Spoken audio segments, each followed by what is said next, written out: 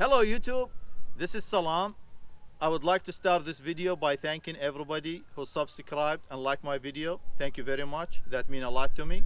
And I would like to invite everybody watching these videos to like and subscribe and share these videos, and also comment and give me any suggestions so I could improve future videos. This clip is gonna be posted on two videos, this one and the next one, or this one and the one before. The reason for that, when I rebuilt this backhoe hydraulic cylinders, I was confused about if they call this cylinder the CROWD cylinder and this one the boom cylinder. I got this from the part list I got from John Deere. John Deere, they gave me quote on these cylinders and show the part kit that fit this one as the CROWD cylinder and this one as the boom cylinder. I don't think it's right. I think this is the boom and this is the CROWD or the dipper. So if the title of this video is not right, just watch next video or watch the video before. Thank you for watching. Please enjoy this video.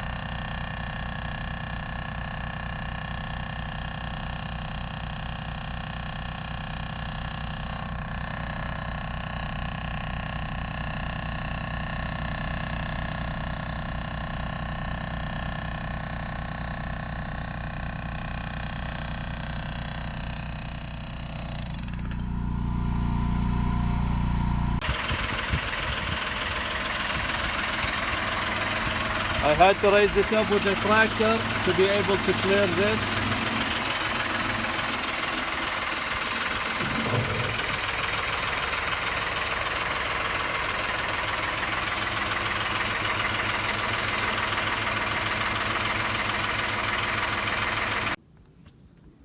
This one over here is rusted real bad. This one go in or do nothing. So I soak it a little bit with WD-40. And then I'm going to beat on it with the Backhoe wood. Hopefully it will move. This one over here, it was hard to come off. I had to pull it with the tractor.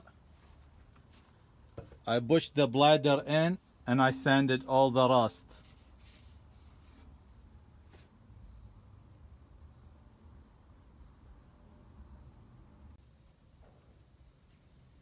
The boom cylinder been nothing but trouble. I tried to lose the bolt over here. I broke my brake bar. Then I apply some heat with this torch. I have oxygen acetylene over here, but I didn't want to heat it to the point of mess the temper of it. So I heated until it get warm to touch over here. It feel like probably 180 degree or so. I thought maybe they put Loctite on it. They didn't. Then when I ran out of tools, what I did, I took the 2-inch nut. I welded to the flat stock over here. And I just pushed down on it with the bucket of the tractor.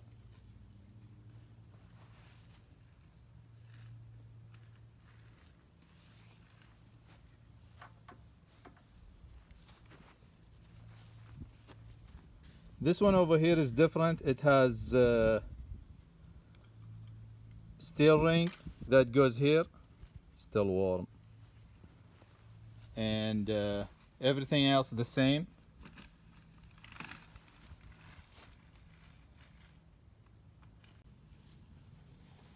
The seals inside it destroyed.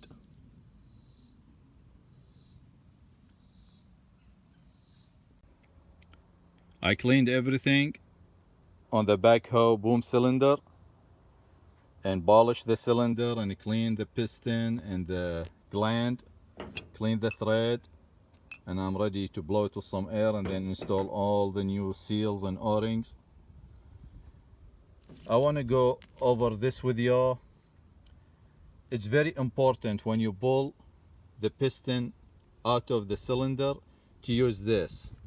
They mistakenly call it the installation ring, which you really not use it during installation. You only use it when you extract the piston out of the cylinder. Now, I don't care to damage the old seals and rings because I'm gonna replace them. However, and I was lucky to do this, this one over here came with the steel ring, which it doesn't come on the new kit. So if I didn't use that, what they call installation ring, I probably would damage this. So be careful. Make sure you use this ring, this half ring, when you extract the piston. I don't know which one gonna contain or have a steel ring, so I'm just gonna continue to do what I'm doing.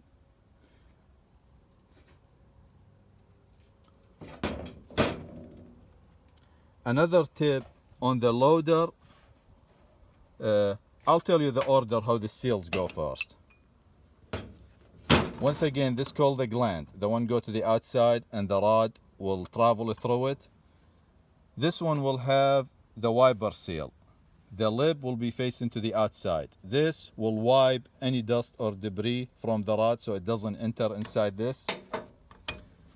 Next, we're gonna have this. This bushing over here, it will prevent the rod from rubbing on the steel surface.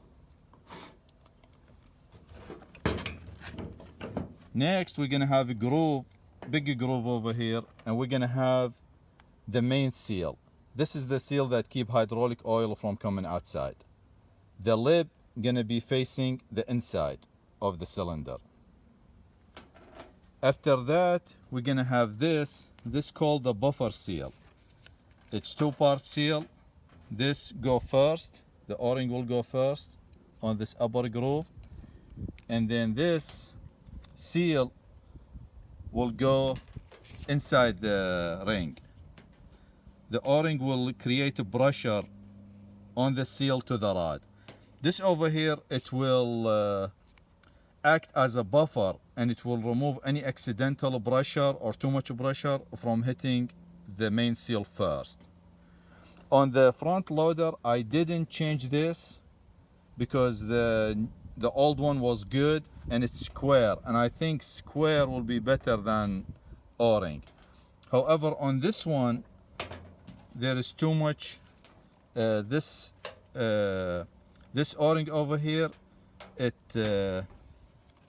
doesn't fit tight, so I'm gonna be forced to use the new seal and the ring. This is the order these go. Now, this bolt over here, it was very hard to come loose. There was probably thousands of pounds when they tied this up. I broke two driver, 3/4 driver, while extracting it. So I had to make my own wrench over here. I welded the socket to this 3x1/2 piece of steel, hot roll steel. And you're not supposed to weld any chrome bladed tool or anything because the fume coming from this is very toxic. But I did this outdoor, and I wait for good wind breeze to go away from me, so when I weld, the smoke and the fume will go away. And I did it little bit at the time so I don't lose the hardness of this socket. And then I apply some heat on the bolt, and I kept applying heat probably for about 5 minutes with that little propane torch until this was very hot to touch. So I know there is about probably 200 degree of heat on the bolt. I thought maybe they used Loctite or something of that nature. However, they didn't. They just torqued it too much. And because this, the original, the factory installation, so it's probably seized, or I don't know. But when I tied it, I'm gonna apply some pressure, but I'm not gonna use the tractor. I'll probably just put a small piece of pipe in addition to that. It's not gonna go nowhere.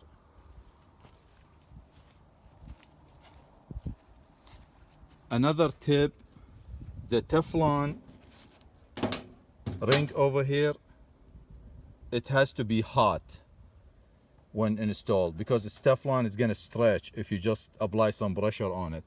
So I will heat this little hydraulic oil with a propane torch until I see some smoke coming up, and then I dipped it on the loader for probably 2 minutes, and then it went in very easy. This over here is also Teflon. However, I didn't have no problem inserted on the loader, so I don't have to heat it. But be very careful, because this is Teflon and this over here is Teflon.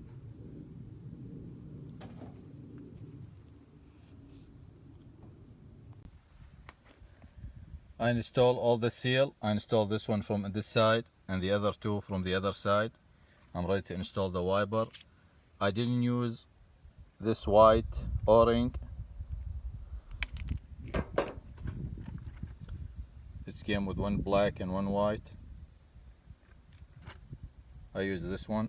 They both the exact same size. However, this one material I never used before. It feels like it's ready to break. Maybe it's for different type cylinder. There was a black over there, so I'm reusing what was there. I apply some silicone because this is metal on the outside. The silicone will help it seal better.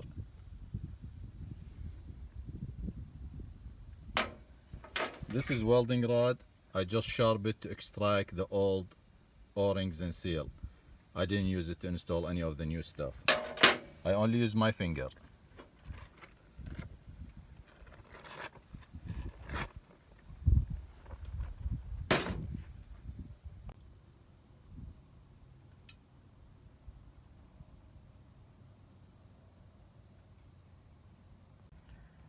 I installed the steering first, then I installed the rubber seal that go underneath this Teflon, and then I put this ring first, then I dip this in hot oil and then install it from this side. It's go very quick, very easy when it's warm, and then I put this other ring on top of it, and then I install this one. The only reason for this is so this metal don't drag the bore or the cylinder inside. It spaces just a little bit.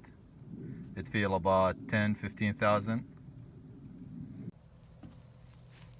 Put the nut first, then the snap ring.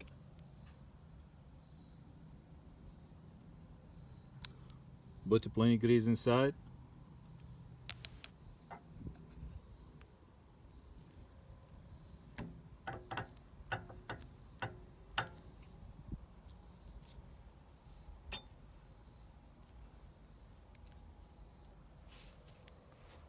And then I make sure everything is dry. I remove the grease from here before I put the piston. This bar is 4 feet 6 inches. I put my body weight over here and I tugged on it a few times until it stopped. I'm gonna call it good. So I'm ready to install it right there.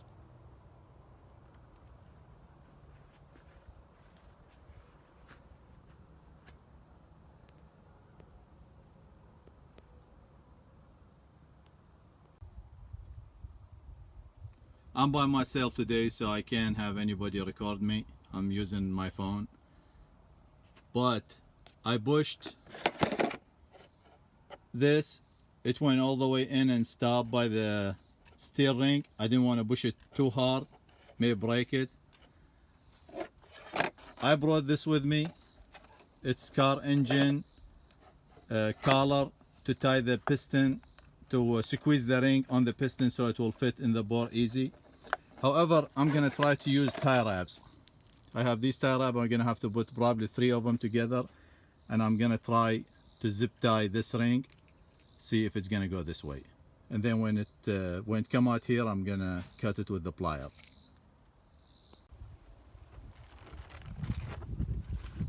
I just used 2 tie wrap and I'm gonna try to push it now. Yeah, that was very easy.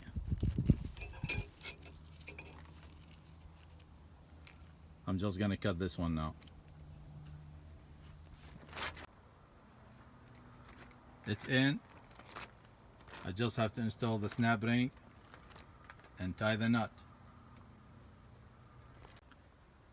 The snap ring went very easy. I just pushed it in and then pushed it with the screwdriver all the way around until it snapped in place.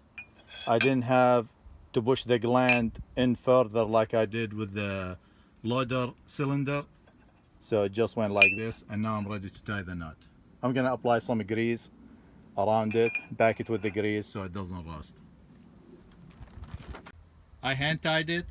I'm not gonna put the final torque until I put it in its place over here. I clean the pin and I'm ready to push it in and install it. I'm done with this.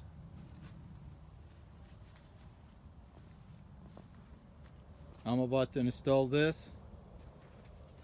However, I'm not gonna attach it because I'm gonna use this to break loose the CROWD rod. It will be easier than fight it over here.